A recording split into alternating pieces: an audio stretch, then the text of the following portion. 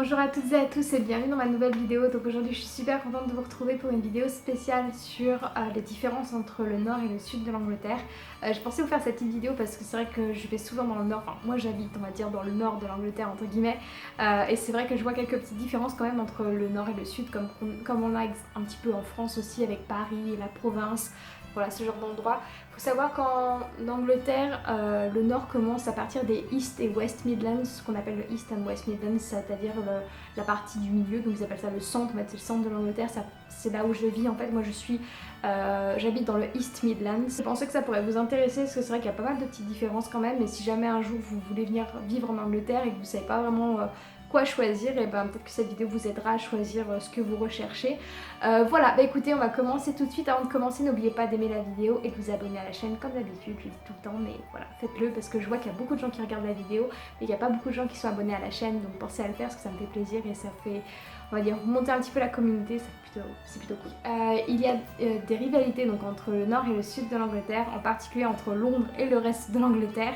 Mais en gros, la première différence que j'ai trouvée, c'est déjà tout d'abord les accents. Donc bien sûr, les accents sont très différents, c'est un peu comme chez nous, vous avez l'accent marseillais et l'accent du nord sont extrêmement différents l'un de l'autre. Et ben en Angleterre, c'est la même chose. Plus vous montez dans le nord et plus l'accent va être difficile à comprendre, qui va être très prononcé. Plus vous allez, par exemple, si vous allez vers Liverpool, York, ce genre d'endroit, l'accent est déjà bien poussé. Mais si jamais vous allez jusqu'en Écosse, là je parle, on va dire, je dis la différence entre le nord et le sud de l'Angleterre, mais en réalité c'est entre le nord et le sud du Royaume-Uni, parce que l'Écosse fait partie du Royaume-Uni, pas de l'Angleterre. Si je dis que les Écossais sont les Anglais, je vais me faire incendier. Mais voilà, en gros, si vous allez aussi en Écosse, vous allez entendre que l'accent écossais est extrêmement difficile à comprendre. Moi personnellement, j'ai vraiment du mal à comprendre l'accent écossais parce qu'il roule les R, je crois, et en plus de ça, voilà, c'est très différent, c'est une prononciation très différente, et ils utilisent aussi leur propre argot, leur propre langue des fois de la région.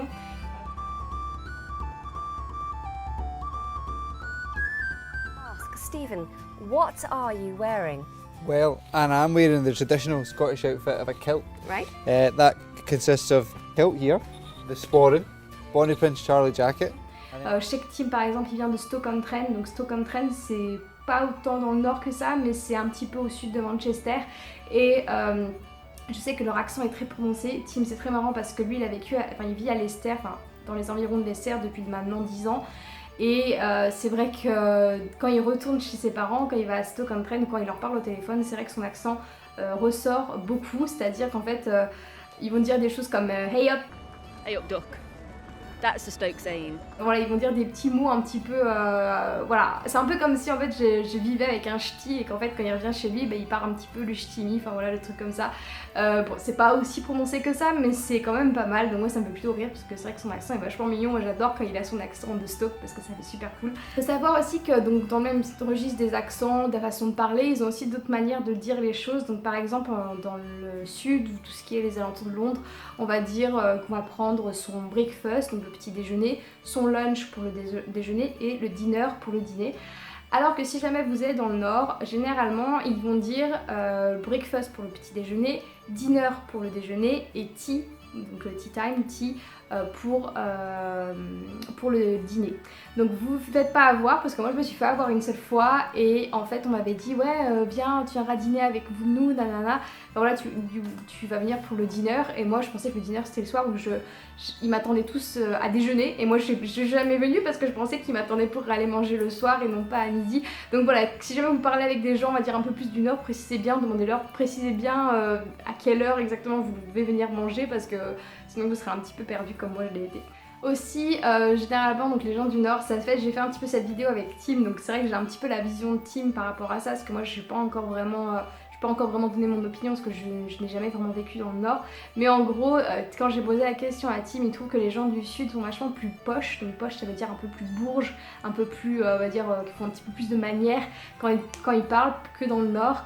Voilà, c'est un petit peu, on va dire, c'est encore comme je dis, cette rivalité entre le nord et le sud, et c'est un peu comme nous les parisiens. Moi je suis de Lyon, donc c'est vrai que je suis, on va dire, la provinciale, donc moi quand je pense aux parisiens, je pense toujours aux gars super arrogants, voilà, l'archétype du parisien. Désolée pour les parisiens, c'est pas que je pense ça, mais c'est, voilà, j'ai été élevée comme ça, c'est comme ça qu'on pense aux choses. Et vous, quand vous pensez aux provinciaux, vous pensez aux gros paysans dégueulasses. enfin peut-être pas comme ça, mais voilà, en quelque sorte, on va dire la caractéristique des provinciaux, c'est voilà, c'est des paysans, ils vivent dans la campagne, ce genre de choses.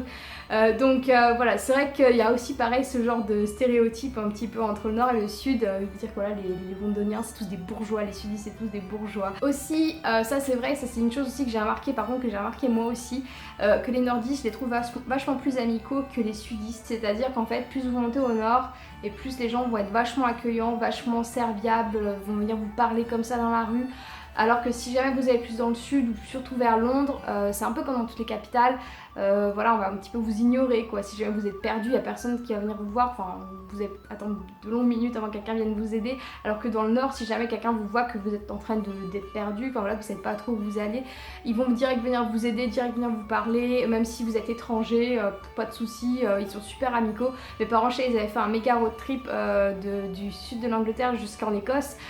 Et en fait ils ont dit voilà, plus on montait dans le nord et plus les gens étaient amicaux, plus les gens venaient les voir. En Écosse par exemple, direct, mes parents savaient pas où ils étaient, ils parlaient même pas un mot d'anglais et les gens venaient direct les aider, ils ont essayé de se faire comprendre les uns les autres. Voilà, comme vous pouvez voir, ils sont très amicaux.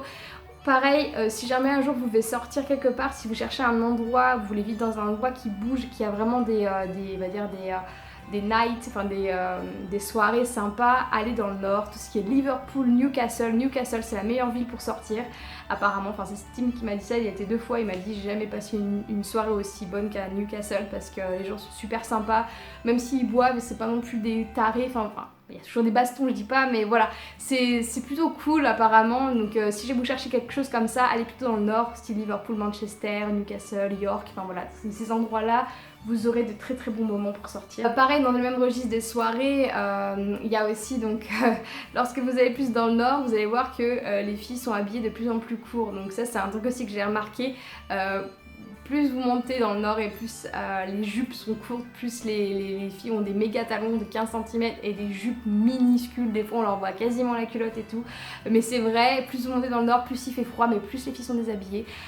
Donc voilà, c'est plutôt rigolo parce qu'elles en ont rien à péter, elles en ont rien à foutre de ce que les gens pensent et moi je trouve ça plutôt génial parce que voilà, elles sortent comme ça en groupe avec n'importe qui ou même toutes seules, elles en ont rien à cirer, elles sortent et elles sont super contentes avec elles-mêmes et puis voilà, moi ça m'a fait beaucoup rire la dernière fois que j'étais sortie à Liverpool, enfin il y a déjà un très long moment mais ça m'avait vraiment pas choquée mais un petit peu quand même, vu que moi je suis la française, j'étais la française qui a vécu en France toute sa vie avant et je me disais oh purée mais j'ai jamais vu quelqu'un qui sortait comme ça et tout, je me suis dit mais mon dieu elle va se faire violer, un truc comme ça, mais elles étaient toutes comme ça, toutes à moitié à poil et tout, donc bon c'est leur manière d'être mais moi j'ai trouvé ça très sympa. Aussi en niveau culinaire, donc tout ce qui est culinaire, gastronomie, dans le nord ils adorent tout ce qui est pies and gravy, donc c'est les pailles, des tourtes avec de la sauce. Donc si jamais vous êtes plus monté dans le nord et plus les gens ils vont être très très attachés à leur pies and gravy. Si vous sortez au restaurant il y a de très très grandes chances qu'ils vont prendre des pies and gravy parce que c'est le truc, c'est par exemple le père de Tim il ne jure que par les pies et gravy,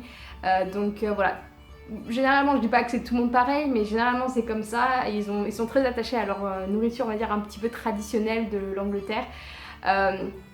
Et aussi dans le sud, donc c'est la même chose, ils ont pas vraiment, on va dire, enfin ils sont un petit peu plus internationalisés, mondialisés, c'est-à-dire que voilà, les gens vont sortir dans un restaurant chinois, indien, peu importe. Je dis pas que dans le nord ils ne le font pas, bien au contraire ils le font aussi, mais c'est vrai que généralement, c'est un petit peu des stéréotypes que je dis ça, mais c'est vrai, je l'ai vu de mes propres yeux quand je vois les parents de Tim, quand je vois d'autres personnes du nord, ils sont très attachés à ce genre de choses, alors que dans le sud ils sont un petit peu plus, on va dire, ils vont manger aussi des pies and gravy, mais ils vont être un petit peu plus aussi tournés dans des nourritures un petit peu plus internationales. Enfin, dernière chose aussi que j'ai remarqué, c'est que par contre dans le nord est beaucoup plus pauvre que le sud, donc plus vous montez dans le nord, enfin plus vous montez dans le nord, ça dépend d'où, mais généralement dans le nord vous avez beaucoup de villes très pauvres. Je sais par exemple Stoke-on-Trent, là d'où vient Tim, c'est une ville qui est très pauvre.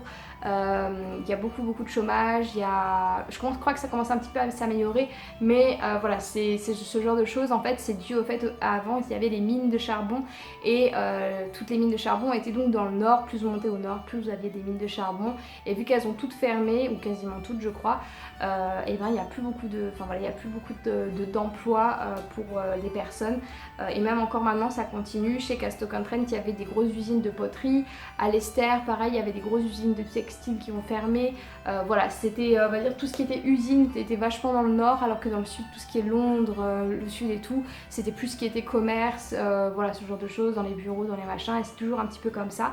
Donc ouais, c'est vrai que ce sera un petit peu plus pauvre, si vous montez dans le nord, ce sera un peu plus pauvre que le sud, mais faut savoir aussi que si jamais vous cherchez un appartement, une maison à acheter, si vous allez dans le nord, vous allez trouver des choses beaucoup plus abordables que si vous allez à Londres, parce que pour le même prix à Londres, on va dire par exemple pour 1000 livres à Londres, vous allez vous retrouver dans un petit peut-être 10 mètres carrés, même ouais, quelque chose comme ça, et alors que si vous payez 1000 livres par mois, je parle en loyer bien sûr, vous allez sûrement avoir un appart de la mort qui tue au nord, c'est-à-dire avec un truc avec peut-être 3 chambres, 2 salles de bain, ce genre de choses.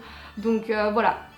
Faut voir un petit peu ce que vous cherchez, mais c'est un peu tout ça. Écoutez, j'espère que cette vidéo vous a plu. Désolée, je sais que j'ai fait un petit peu des stéréotypes, mais on va dire que c'est quand même vrai quand je l'ai vu de mes propres yeux, et c'est vrai que certaines choses sont quand même assez poussées comme ça. Après bien sûr, tout a son charme. Moi je dis pas Londres ça a son charme, le Nord ça a son charme, mais je vais dire quand même que j'ai une petite préférence pour le Nord parce que comme j'ai dit, j'adore juste la mentalité des gens dans le Nord. Ils sont très très sympas, très accueillants, très ouverts. Donc moi rien que ça en fait ça me plaît beaucoup, et puis voilà, maintenant on va dire que je suis une nordiste en quelque sorte. Donc voilà, je suis partie de l'équipe des nordistes maintenant. Bah écoutez, j'espère que cette vidéo vous a plu. En tout cas, n'hésitez pas à vous abonner à la chaîne si ce n'est pas fait, d'aimer la vidéo si vous l'avez aimée, et de me dire en commentaire si jamais il y a des idées de vidéos que vous aimeriez que je fasse, parce que voilà, je suis en train de chercher un petit peu des choses sur l'Angleterre à vous faire, mais c'est vrai que je crois que j'ai fait un petit peu le tour de beaucoup de choses. Donc si jamais il y a des choses qui vous intéresseraient, peu importe quoi, n'hésitez pas à me le dire. Voilà, bah écoutez, je vous embrasse très très fort et je vous retrouve la semaine prochaine dans une toute nouvelle vidéo. Ciao!